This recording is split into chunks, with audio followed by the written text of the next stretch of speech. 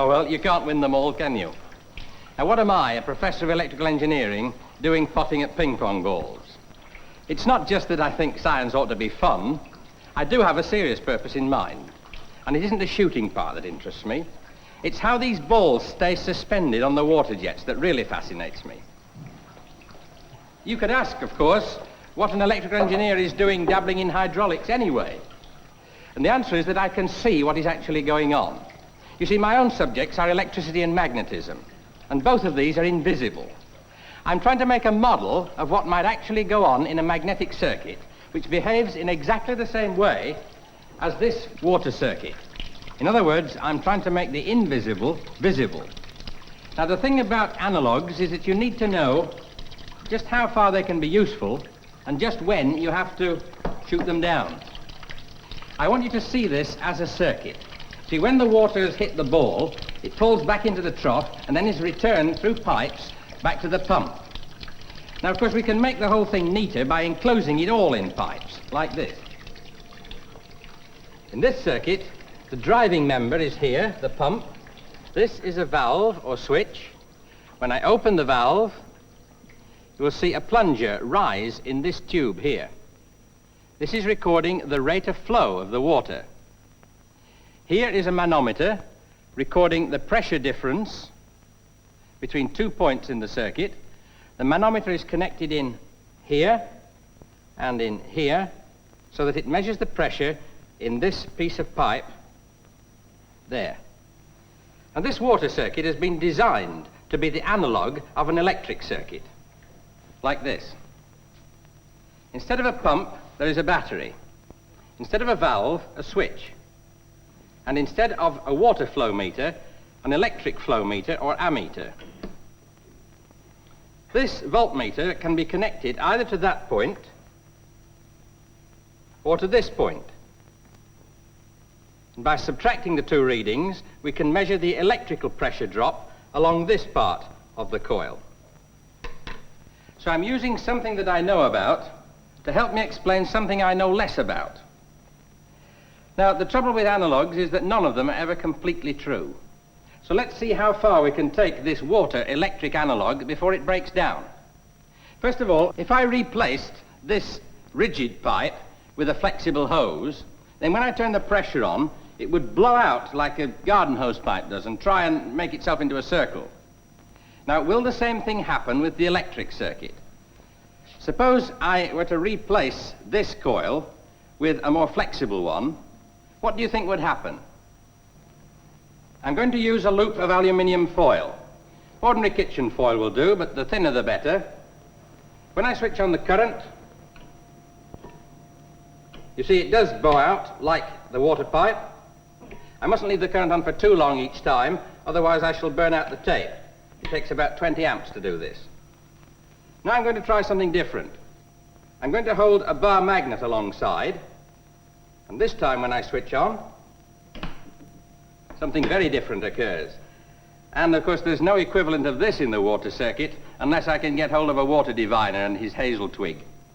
But then, you know, you always get into difficulties when you try to explain the behavior of permanent magnets. Let me show you what I mean. I'm going to use two bar magnets, and first of all, I place them with like poles opposite. So, of course, they repel each other. If I put a bit of steel now on the pole of that magnet, I don't change the polarity of it by just doing that. If that was a north pole before, then the outside of the steel will still be a north pole, and so it should still repel the other magnet, shouldn't it? Surprise, surprise. Now, in that condition, both magnets are pulling on the steel outwards. They're trying to split it in half. Let's give them the opportunity to do that by making it a double piece of steel. Now, when I release my fingers, will they in fact succeed in pulling it in half? They do. Now, here's a situation, isn't it? In that condition, they just don't want to know each other. But with only a single piece of steel, both magnets are quite happy to attach themselves to it. I told you permanent magnets are going to be difficult, but believe me, there's worse to follow. Suppose I take an unmagnetized steel ball and an unmagnetized bit of steel. I'm going to put the steel ball on the magnet pole. As I approach it and touch it with the unmagnetized bit, I can always succeed in bringing the ball away with the unmagnetized piece. If I put a bit of cardboard in between magnet and ball to begin with, you can actually see the ball jump away from the magnet.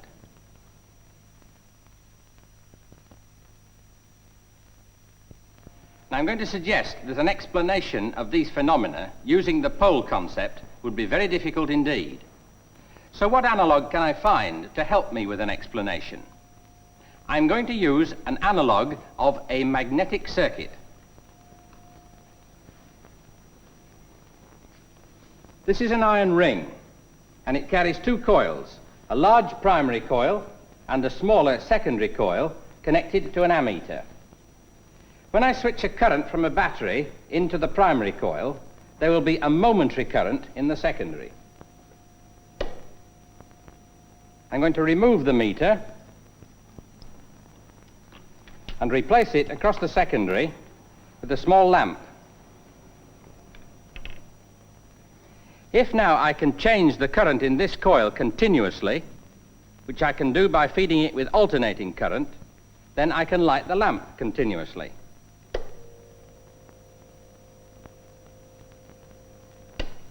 It seems as if the iron ring is acting as a sort of transmitter of something or other between this coil and that one. And we call this something a magnetic flux. Now let's see what will happen if we take the iron ring away entirely. Now with the secondary coil in the same position as before, I switch on the AC as before, and now the lamp does not light.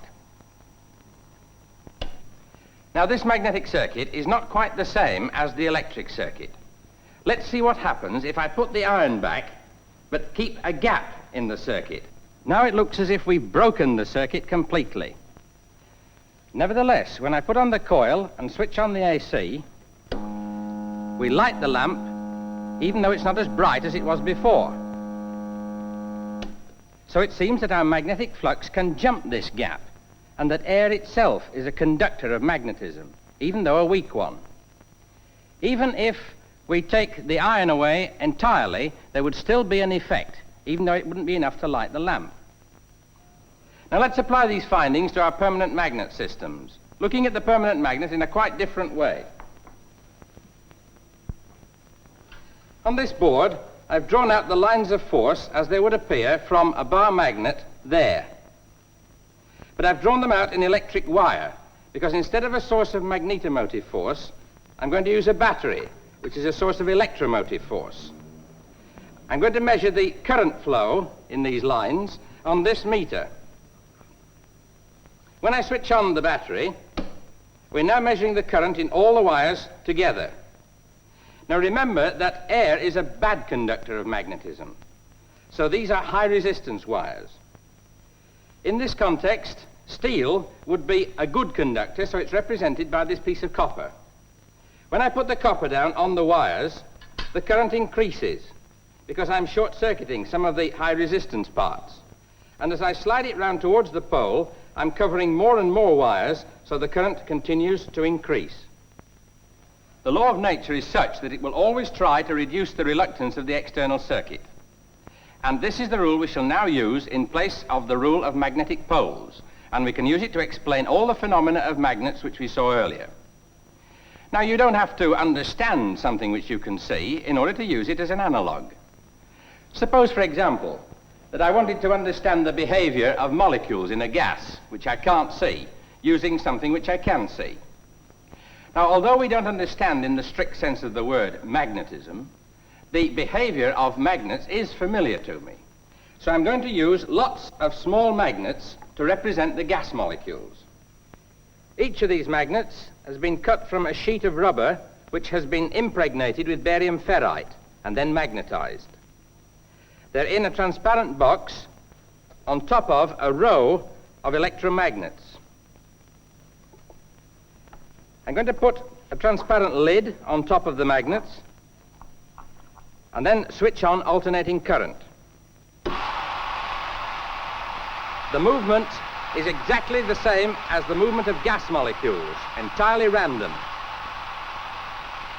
The lid lifts because of the impact of individual particles on it, and this is what we call the pressure of a gas. Now suppose that I move in a plunger from this end and compress the gas into half its original volume. Keeping the voltage the same, the lid now rises twice as high, and this is what we call Boyle's law. I can change the temperature of the gas by changing the voltage that I supply to the electromagnets. Let's try this. I can raise the temperature like this,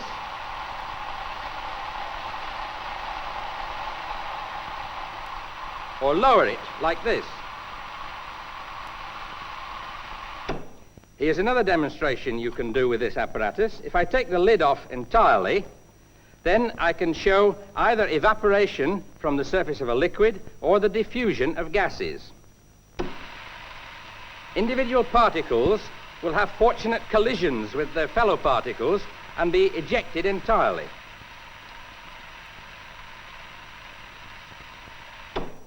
When smoke is introduced into a gas and then examined under a microscope, bright flecks of light are seen dancing about. This is known as Brownian motion. It's used as evidence of molecular activity, even though it's known that the molecules themselves are not being seen. The smoke particles are being buffeted about by the molecules. Now, I can put smoke into my gas in the form of paper balls, which will not be affected by the magnetic field. Put a lid on and switch on.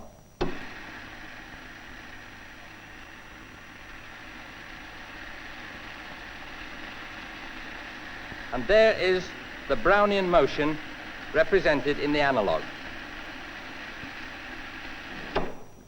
Now I'm going to connect up the motor in a different way so that the electromagnets produce their maximum flux at different times, and so that the whole effect shall be that of a traveling wave of magnetic field.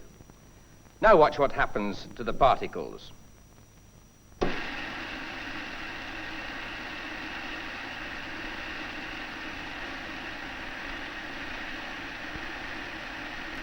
We are effectively pumping the gas to one end of the box.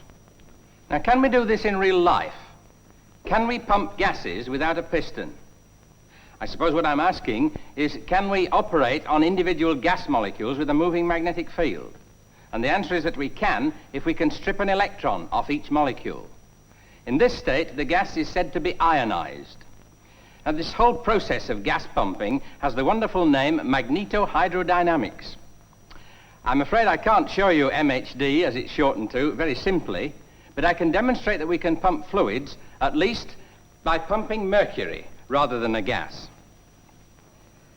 This trough has a piece of steel fixed into it to improve the magnetic circuit of this motor. When I pour mercury into the trough, it's going to flow underneath the piece of steel and be pumped along the bottom, up this end, and flow back over the top.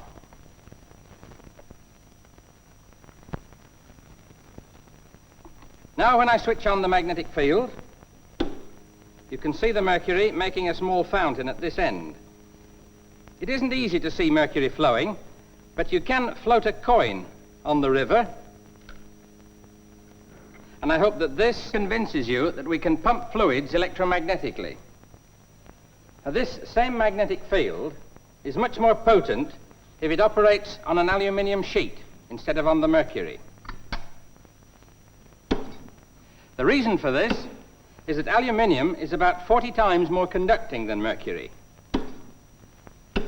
Of course, I could make it more potent still if I could put some steel behind the aluminium to improve the magnetic circuit.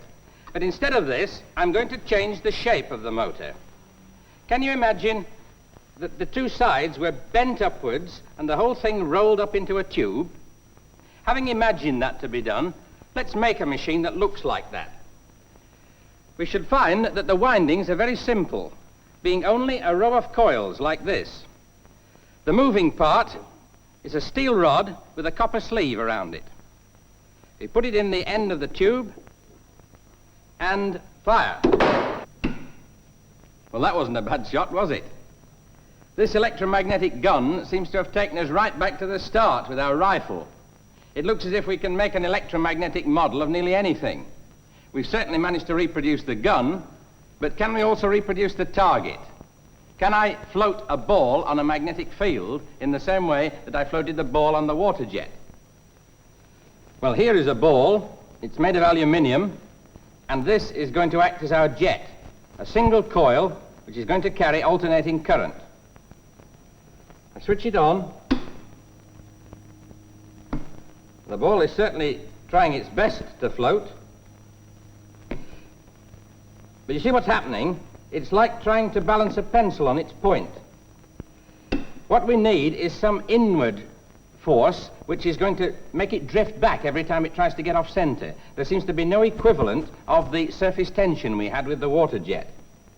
Now inside this coil there is a second coil, and I'm going to feed this with alternating current of a different phase so that I can produce an inward traveling magnetic field which I can detect with our rotatable cylinder.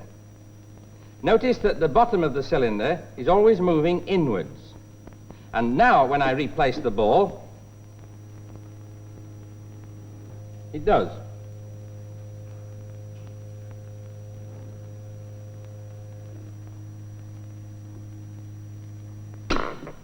Now it's one thing to float a ball as big as this, but what sort of apparatus should we need to float a ball this size?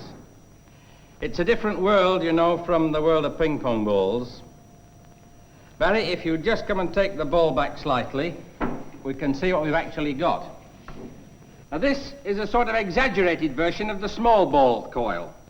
The inner coil is set down deeper in relation to the outer. First of all, we're going to send current through the outer coil only, as we did before. Would you like to come on the switch, please, Jim? Now, Barry, you and I have got to catch it, otherwise it might damage itself by falling back. Ready, Jim? 3, 2, 1, on. Right, lower it, Barry. Let's try and balance it.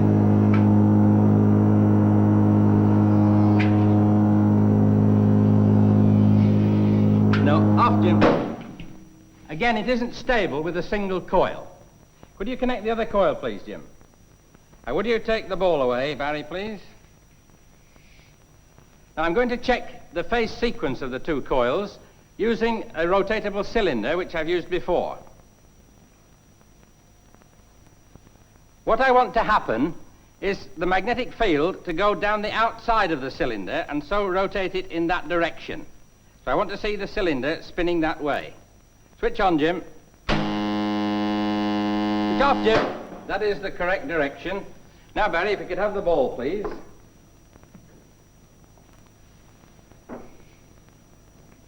Now, this time, it shouldn't drift off. This time, you should fairly be able to see the magnetic flux spraying off the sides like you did the water from the ping pong ball. It might even spin for us. You can never tell just what this ball's going to do. If it spins, then we shall indeed have come full circle in the circle of magnetism. Ready, Jim? 3, 2, 1, on.